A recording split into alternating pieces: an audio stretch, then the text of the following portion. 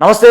నేను మీ Gopi. Welcome back to మనంటి. ప్రస్తుతం అంతా పట్టినారు సీనియర్ జర్నలిస్ట్ లలిత్ కుమార్ గారు. ఆయనతో మాట్లాడదాం. సార్ నమస్తే అండి. నమస్తే గోపి. సార్ నిన్నటి నుంచి సినీ ప్రముఖుల ఇళ్లలో కావచ్చు, సినీ ప్రముఖుల ప్రొడ్యూసర్స్ ఇంట్లో కావచ్చు, ఐటీ సోదాలు అయితే నిర్వహిస్తున్నారు. యాక్చువల్గా అయితే ఉదయం వచ్చి సాయంత్రం వెళ్ళిపోతారు. ఏమైనా దొరికినా దొరకలేదు చూసుకుని వెళ్ళిపోతారు. కానీ నిన్నటి నుంచి ఈ రోజు దాకా కూడా ఐటీ సోదాలు జరుగుతూనే ఉన్నాయి. యాక్చువల్గా నిన్నైతే మాత్రం దిల్ రాజు ఇంట్లో జరిగినాయి. తర్వాత వాళ్ళ బంధువుల ఇంట్లో కూడా ఇప్పుడు జరుగుతూనే ఉన్నాయి. ఇది అయిపోయిన వెంటనే మైత్రి మూవీ మేకర్స్ వాళ్ళ ఇంట్లో కూడా జరుగుతున్నాయి. అదేవిధంగా ఇప్పుడు సుకుమార్ ఇంట్లో కూడా జరుగుతున్నాయి. సో రేపు మరలా అల్లు అర్జున్ ఇంట్లో కూడా జరగబోతున్నట్టుగా అయితే కొన్ని వార్తలు అయితే వినపడుతున్నాయి. సో అసలుకి ఇదంతా ఎటు దారితీస్తుందంటారు మీ మాటలు? గోపి, ఎప్పుడైతే మనకు త్రిబుల్-ఆర్ సంబంధించి సినిమా, అంతకుముందు బాహుబలి, ఆ కలెక్షన్స్ వాళ్ళు చెప్పేవాళ్ళు, కొన్ని పత్రికలు రాసేవటి ఊరిగా ఓవరాల్గా బయటకు వచ్చేటి. ఇన్ని 100 కోట్లు, ఇన్ని 1000 కోట్లు, 100 కోట్లు కలెక్ట్ చేసింది అని చెప్పేవాళ్ళు. ఇప్పుడు వీళ్ళు ఏం చేశారంటే, మైత్రి మూవీస్ కానీ, పుష్ప సినిమా తీసిన వాళ్ళు, ప్లస్ దిల్ రాజు ఏదైతే గేమ్ చేంజర్ అండ్ సంక్రాంతికి వస్తున్నాం, వీళ్ళు ఏం చేశారంటే పుష్ప రిలీజ్ అయినప్పుడు పుష్పకు సంబంధించిన, అల్లు అర్జున్కు సంబంధించిన ఒకటి తొక్కిసలాట జరగటము, ఒక మహిళ చనిపోవడం, ఆ ఇష్యూ జరిగినప్పుడు కొంచెం గందరగోళం నెలకొనింది అప్పుడు ఇష్యూస్. అప్పుడు ఏం చేశారంటే దాన్ని పాజిటివ్ టాక్స్ తీసుకొచ్చేదానికి నిర్మాతలు ఏం చేశారంటే, కలెక్షన్స్ నార్త్ ఇండియాలో 300 కోట్లు, 400 కోట్లు, 500 కోట్లు అని వాళ్ళ అఫీషియల్ పోస్టర్స్ రిలీజ్ చేశారు వాళ్ళ లోగోస్తో. అంటే వాళ్ళు ఏమని భావించాడంటే అది గొప్ప కోసమే చేసి ఉండొచ్చు, లేదా ఈ అల్లు అర్జున్కు సంబంధించిన ఇష్యూ కాబట్టి అదేమన్నా సినిమా మీద నెగటివ్ చూపించే ప్రమాదం ఉందని అనుకునేసి పాజిటివ్ టాక్ తెప్పించడానికి, ఇంకొంతమందిని థియేటర్స్ వైపు నడిపించేదానికి వీళ్ళు ఈ కలెక్షన్స్ను కొద్దిగా ఎక్స్పోజ్ చేసినట్లుగా మనం భావించాలి. అట్లాగే గేమ్ చేంజర్ సినిమా వచ్చినప్పుడు, గేమ్ చేంజర్ కూడా కొంత పైరసీ జరిగిందనేసి వార్తలు వచ్చాయి, కొంతమంది కంప్లైంట్ చేసేసారు. అప్పుడు ఏమైందంటే బాగలేదనే టాకు సోషల్ మీడియాలో కొంతమంది పని కట్టుకొని చేశారు అనే భావన వచ్చినప్పుడు ఏం చేశారంటే దానికి పాజిటివ్, వాస్తవంగా అయితే సినిమా బాగుంది, అది గేమ్ చేంజర్ సినిమా బాగుంది. కాకపోతే సోషల్ మీడియాలో కొంతమంది వ్యక్తులు దాన్ని దుష్ప్రచారం చేశారు, కొంతమంది పైరసీ చేశారు దాన్ని దెబ్బ కొట్టడానికి అని వార్తలు మనం విన్నాం. దాంతో దిల్ రాజు గారు వాళ్ళు కూడా ఏం చేశారంటే దానికి పాజిటివ్ తీసుకురావడానికి వీళ్ళే కలెక్షన్స్ ను వాళ్ళ పోస్టర్స్ లో 200 కోట్లు, 300 కోట్లు అట్లా ఒక అంకెను వేసేసి ఒక అఫీషియల్ పోస్టర్ మీద సోషల్ మీడియాలో పోస్ట్ చేసేవాళ్ళు. ఎప్పుడైతే సంక్రాంతికి పెద్ద పెద్ద సినిమాలు వీళ్ళు బడ్జెట్లు, ఇంత బడ్జెట్ అంత బడ్జెట్ అని వీళ్ళు సినిమా వాళ్ళు ప్రెస్ మీట్లో చెప్తుంటారు. అవును. అట్లాగే అల్లు అర్జున్కు 300 కోట్లు రెమ్యూనరేషన్ అనేది అది ఒకటి టాక్. అట్లా వీళ్ళు ఆ ప్రమోషన్స్లో దాన్ని ఇంటర్నల్గా ప్రొడక్షన్లో ఎక్స్పెండిచర్స్ అవి డిస్కషన్ చేయటం ఏమవుతుందంటే మీడియాలో వచ్చినప్పుడు ఇన్కమ్ ట్యాక్స్ డిపార్ట్మెంట్ వాళ్ళు అబ్జర్వ్ చేస్తూ ఉంటారు. ఇన్కమ్ ట్యాక్స్ డిపార్ట్మెంట్ దేశవ్యాప్తంగా ఉంటుంది కాబట్టి అది అన్ని రాష్ట్రాలలోనూ కన్నేసి ఉంచుతారు. వీళ్ళు హైప్ కోసం చేశారా, అది వాస్తవమా అనేది తెలీదు. కానీ వీళ్ళు అఫీషియల్గా పోస్టర్స్లో వేశారు 1800 కోట్లు పుష్ప, 1700 కోట్లు పుష్ప 2 అని వీళ్ళే అఫీషియల్గా లోగోలు వేసేసి మీడియాకు పంపించింది కూడా వీళ్ళే.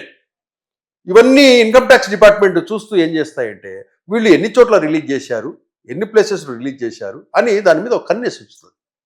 ఫారెన్లో ఎన్ని చోట్ల వీళ్ళు దేశాల్లో రిలీజ్ చేశారు, ఎన్ని థియేటర్స్ ఇచ్చారు అని అక్కడ లోకల్గా ఉన్న ఇన్ఫర్మేషన్ గ్యాదర్ చేస్తుంటారు. ఇక్కడ వీళ్ళకున్న సోర్సెస్తో ఇన్ఫర్మేషన్ గ్యాదర్ చేస్తుంటారు.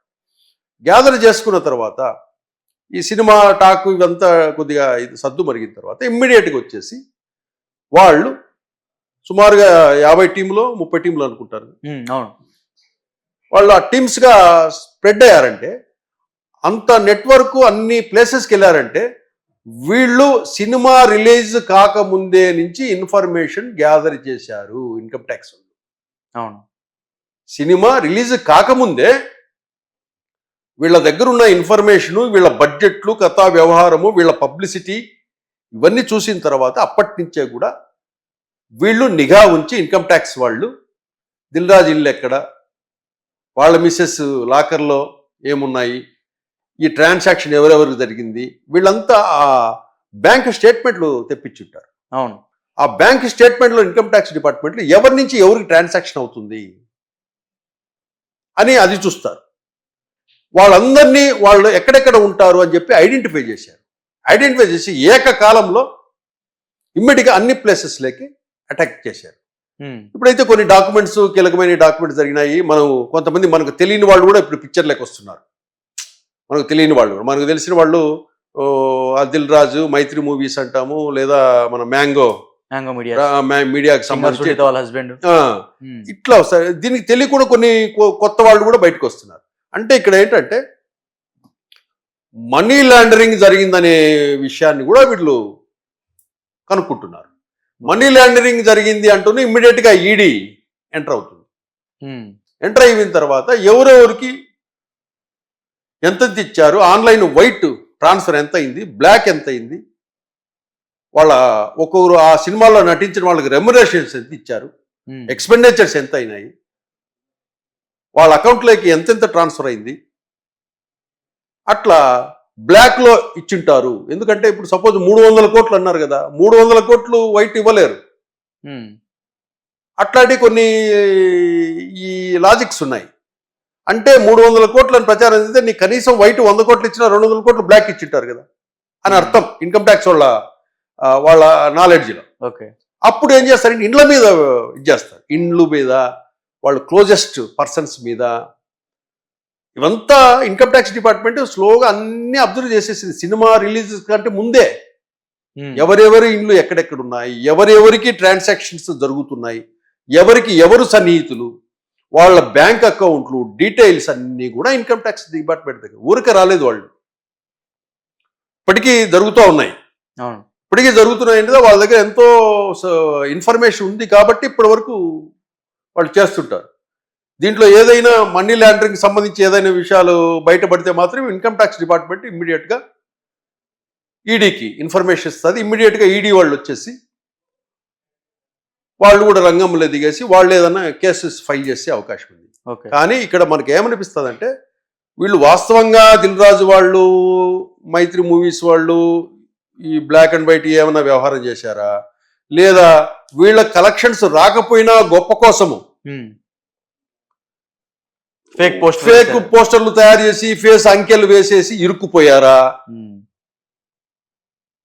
అనేది ఇప్పుడు తెలుస్తుంది. అది అసలు వాస్తవాలు ఇప్పుడు బయట పెడతాది.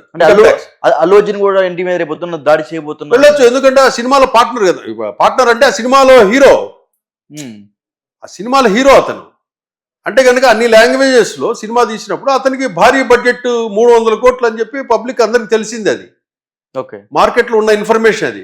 కాబట్టి అల్లు అర్జున్ కూడా బాబు నీకు ఎంత ఇచ్చారు, రెమ్యునరేషన్ ఎలా ఇచ్చారు, ఈ సినిమా చేశావు కదా, నీకు ఎప్పుడెప్పుడు ఎంతెంత ఇచ్చారు అనేది కూడా తీస్తారు బయటికి. తీసి ఇతనికి ఏదైనా బ్లాక్ ఇచ్చింటే కనుక ఇతని సన్నిహితుల దగ్గర ఎక్కడన్నా దాచిపెట్టి ఉంటారా దీన్ని అని చెప్పేసి ఇంట్లో కూడా సెర్చ్ చేస్తారు. తనకి సన్నిహిత వర్గంలో ఎవరైతే రిలేషన్స్ ఉంటాయో వాళ్ళ ఇండ్ల మీద కూడా దాడి చేసి అక్కడ ఏమైనా నగదు దాచిపెట్టుంటారని కూడా బయటికి తీస్తారు. కాబట్టి వీటికి అన్నింటినీ పోలీస్ స్టాప్ పడాలంటే వీళ్ళు వాస్తవంగా మీ సినిమాకు కలెక్షన్ ఎంత వచ్చింది చెప్పాలి. ఇప్పటికైనా ప్రజలకి వీళ్ళు ఇరుకోకూడదు. అంటే మేము ఫేక్ ఇచ్చామండి, నిజంగా మాకు వచ్చిన కలెక్షన్ ఇంత అని ఒప్పుకోవాలా. ఒప్పుకుంటే సరిపోద్ది. లేదు అంటే కనుక అట్లా ఎందుకు ఇవ్వాల్సి వచ్చింది కూడా ఆన్సర్ చెప్పాలా. ఇట్లా మేము ఫేక్ ఇవ్వాల్సి వచ్చిందని క్లారిటీ వాళ్ళకి చెప్పాల్సి వస్తుంది. అట్లాగే వీళ్ళు గతంలో ఆస్తుపాస్తులు ఉండేటివి కూడా ఇప్పుడు బయటపడతాయి. అంటే అవి ఇన్కమ్ ట్యాక్స్ వాళ్ళు వాళ్ళ అండర్లోకి తీసుకున్నారు అనుకోండి, అది ఒక సమస్య. అంటే మనం ఏదో చేద్దామనుకొని పోయి బొక్క బోలబడి ఈరోజు దిల్ రాజు, మైత్రి మూవీస్ వాళ్ళు ఇన్కమ్ ట్యాక్స్ వాళ్ళ చేతుల్లో ఇరుక్కుపోయారు. ఇప్పుడు ఆ పాతగా ఉన్నకి ఏదైనా ఆస్తులు ఉంటాయి అవి బయటకు వస్తాయి. ఈ కొత్త ఎక్కడైనా దాచిపెట్టి అవి ఇన్కమ్ ట్యాక్స్ వాళ్ళ చేతిలోకి వస్తాయి.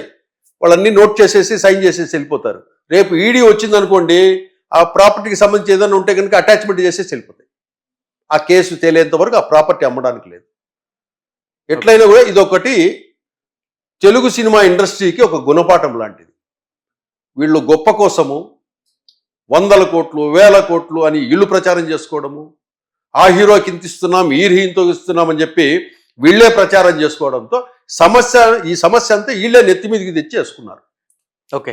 మన తెలుగు సినిమా నిర్మాతలే. కాబట్టి ఏదైనా కూడా వాస్తవం చెప్పండి. వాస్తవం చెప్తే ఇట్లాంటి ఇన్కమ్ ట్యాక్స్ సమస్యలు, దాడులు ఇవన్నీ ఇష్యూస్ ఉండవు కదా. ఫాల్స్ మెసేజ్ ఇవ్వడం వల్ల ఏమవుతుందంటే మనమే సమస్యలను నెత్తి మీద వేసుకున్నట్లే అవుతుంది. అవును. Okay right. Thank you sir. Thank you Gopi.